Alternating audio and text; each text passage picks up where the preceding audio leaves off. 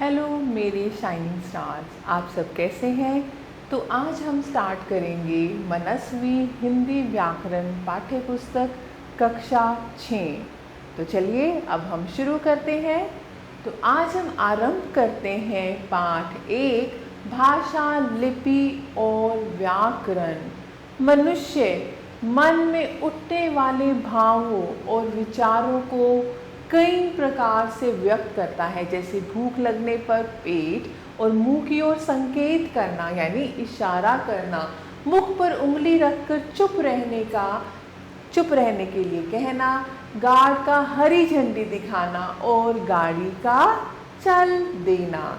अब आप इन चित्र को देखिए। इस चित्र में एक लड़की मुख पर उंगली रखकर चुप रहने का इशारा करते हुए और इस चित्र में गार्ड का हरी झंडी दिखाना, इन सभी संकेतों के कुछ ना कुछ अर्थ हैं। इस तरह की भाषा को हम क्या कहते हैं?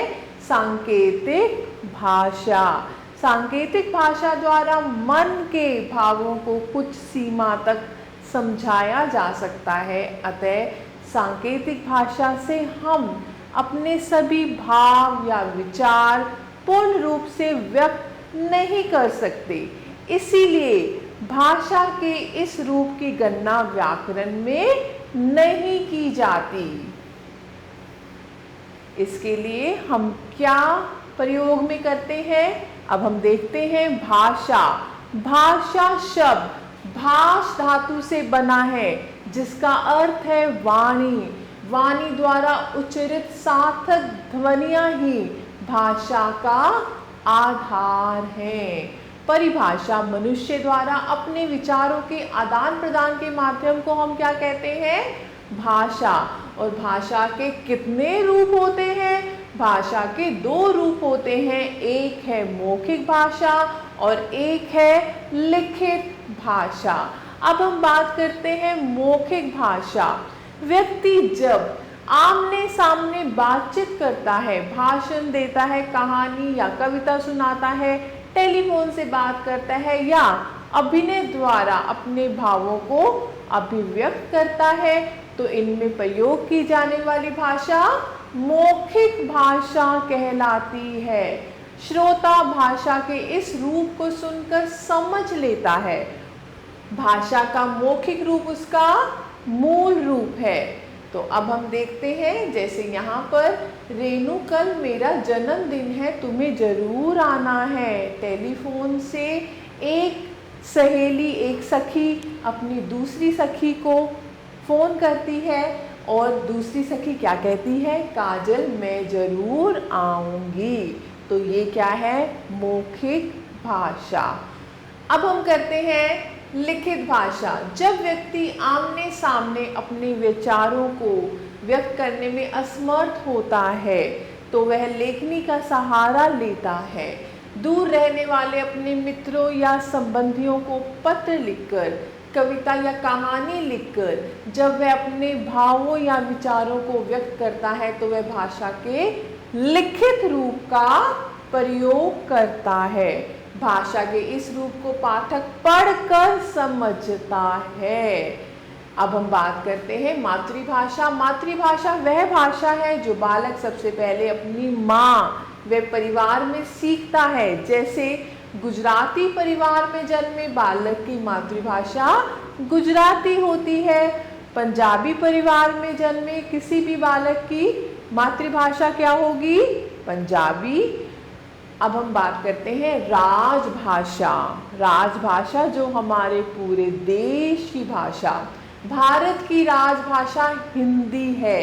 भारतीय संविधान के अनुच्छेद 343 के अनुसार 14 सितंबर 1949 को हिंदी को भारत की राजभाषा के रूप में स्वीकार किया गया। इसलिए 14 सितंबर को प्रति वर्ष हिंदी दिवस के रूप में मनाया जाता है। विश्व में सबसे अधिक बोली जाने वाली भाषाओं में हिंदी तृतीय स्थान रखती है, तीसरा स्थान रखती है। बोली, भाषा और बोली दोनों ही विचारों के आदान प्रदान करने का साधन होते हैं, परंतु इनमें बहुत अंतर है। देश के किसी सीमित भूभाग में बोली जाने वाली भाषा को बोली कहते हैं। इसका प्रयोग बोलने में ही किया जाता है, जैसे अवधी, मारवाड़ी, मेवाती, हरियाणवी, छत्तीसगढ़ी, मेवाड़ी, खड़ी बोली, भोजपुरी आदि बोली के उदाहरण है। अलग अलग क्षेत्रों में अलग अलग बोली बोली जाती है। भाषा की अपेक्षा बोली अत्यंत छोटे क्षेत्र में प्रयोग की जाती है। सामान्यतः इसमें लिखित साहित्य की रचना नहीं की जाती। लिपि, भाषा के लिखने के ढंग या तरीके को लिपि कहते हैं। भाषाओं की भांति लिपियां भी अनेक प्रकार की हैं। संसार की विभिन्न भाषाएं अलग अलग लिपियों में लिखी जाती है। हिंदी, मराठी, नेपाली और संस्कृत भाषाएं देवनागरी लिपि में लिखी जाती हैं। देवनागरी का विकास ब्राह्मी लिपि से हुआ है। कुछ भाषाएं तथा लिपियां इस प्रकार हैं। हमें भाषा यहाँ पर दी गई है और लिपि यहाँ पर दी गई है। तो हिंदी, संस्कृत, मराठी, नेपाली, इनकी लिपि है देवनागरी। अंग्रेजी की लिपि है रोमन और उर्दू की लिपि है फारसी।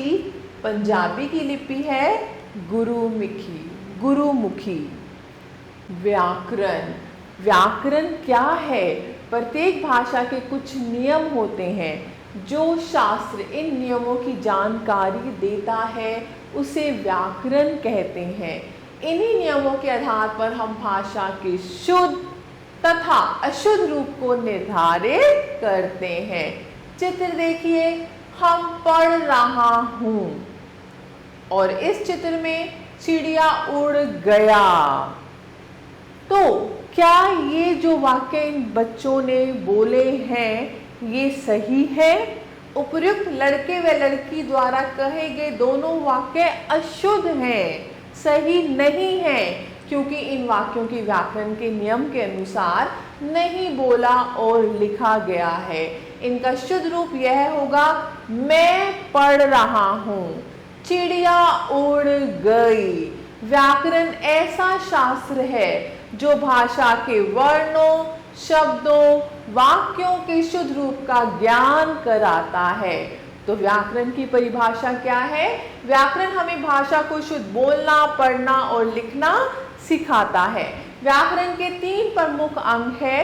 पहला है वर्ण विचार। इस अंग में वर्णों के स्वरूप, भेद, आकार, उच्चारण, उत्पत्ति आदि पर विचार किया जाता है। दूसरा है शब्द विचार। व्याकरण के इस अंग में हिंदी भाषा के शब्दों के प्रकार, रूप, बनावट, भेद, लिंग, वचन, काल, व्युत्पत्ति आदि के नियमों के बारे में विचार किया जाता है। और तीसरा है वाक्य विचार। व्याकरण के इस अंग में वाक्य रचना, वाक्य के भेद, वाक्य संश्लेषण, विराम चिन्ह आदि के नियमों की जानकारी दी जाती है। तो मेरे प्यारे बच्चों, आपको ये सब समझ आ गया होगा। अब हम इनको दोहराते हैं। चलो दोहराएं। भाषा हमारे मन के भावों, विचारों को अभिव्यक्त करने का एक सशक्त माध्यम है। भाषा शब्द संस्कृत की भाष धातु से बना है, जिसका अर्थ है वाणी। भाषा के 2 रूप हैं, मौखिक व लिखित। भाषा के लिखने का ढंग लिपि कहलाता है। हिंदी, मराठी, नेपाली और संस्कृत भाषाएं देवनागरी लिपि में लिखी जाती हैं। देवनागरी लिपि का विकास ब्राह्मी लिपि से हुआ है। तो आप सबको इन जो भी आपने ये अब तक पढ़ा है इसको अपने दिमाग में अच्छी तरह बिठाना है। और भी हमारे पास कुछ और है, जैसे भाषा का क्षेत्र विस्तृत होता है जबकि बोली का क्षेत्र सीमित होता है। भाषा के नियमों की जानकारी देने वाला शास्त्र व्याकरण कहलाता है। व्याकरण के 3 अंग हैं, वर्ण विचार, शब्द विचार तथा वाक्य विचार। तो अब आपकी बारी। इसमें कुछ प्रश्न उत्तर है। प्रश्न 1, निम्नलिखित प्रश्नों के उत्तर दीजिए। जैसे क है, भाषा किसे कहते हैं, इसके कितने रूप होते हैं? इसके 2 रूप होते हैं, मौखिक और लिखित। ऐसे आप इन प्रश्नों को भी कर सकते हैं। ऐसे प्रश्न 2 में रिक्त स्थानों की पूर्ति कीजिए। क है भाषा शब्द खाली स्थान धातु से बना है। किस धातु से बना है? भाष। और ख है भाषण देना भाषा का कौन सा रूप है? ये है मौखिक रूप। तो ऐसे आप प्रश्न 2 भी कर सकते हैं। प्रश्न 3 में सही विकल्प के सामने इसका निशान लगाइए सही का। क हिमाचल प्रदेश की भाषा कौन सी है? हिंदी है या पंजाबी? हिंदी। ख हरियाणा प्रदेश की भाषा हरियाणवी है या सिंधी? हरियाणवी। ऐसे आपके पास कुछ प्रश्न हैं, आप अपने माता पिता की सहायता से, अपने मित्रों की सहायता से इनको हल करेंगे और अपने ज्ञान को बढ़ाएंगे। मेरे प्यारे बच्चों, आप सभी का बहुत बहुत धन्यवाद इस वीडियो को देखने के लिए। अगर आपको कुछ समझ में नहीं आता है तो आप इस वीडियो को दोबारा से देख सकते हैं। बहुत बहुत धन्यवाद। खुश रहें, अपना ध्यान रखें।